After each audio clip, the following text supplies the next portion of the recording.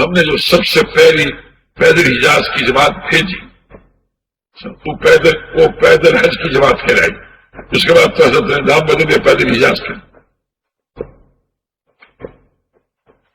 تو ایک جوان خوب ماشاءاللہ کام کرنے والا، لیکن حجاز چاہتی ہی جماعت کو چھوڑ اور جناب بدروں میں چلا جائے شادی کے لیے.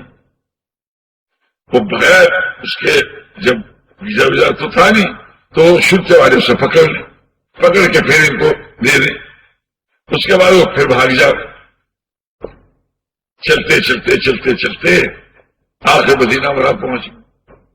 مدینہ پر جب جماعت گشت کرے تو گشت نہ کرے، جب تعلیم کرے تعلیم نہ کرے، جب کھانے کا وقت ہے تو ہاتھ کا بیٹھ جائے.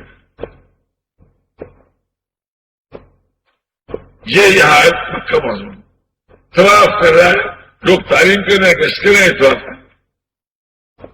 جب کھانے کا وقت آئے تو بیٹھ جاتا. آخر بڑی سیت خواہ وغیرہ نے اور منشی بشیر صاحب بھی گئے ہوتے، انہوں نے کہا بھائی یہ تو امیر کی تو مان کے چلتا نہیں، اس لیے اس کو پاکستان رخصت کرو.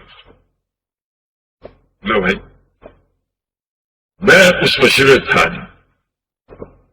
اب ہم یہ ہوائی اڈے جا رہے تھے جدے میں مودی صحت کا صبر میں.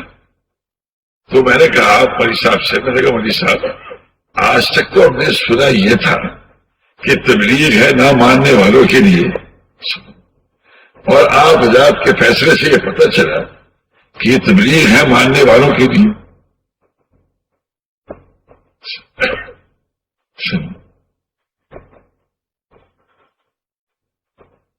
کہ جو نہ مانے اس سے چنتا کرو، وہ تو ماننے والوں کا کام ہے. تو میں نے کہا تو مولوی صاحب فرمائے لگے سبق نمونہ کہ تم ہم سے بڑھ گئے. تو میرے دوستوں ہمارا سارا کام ہی ہے جو نہ ماننے والے ہوں ان پہ ایسی محنت کرنا کہ ان کی طبیعت ماننے پہ آ جائے.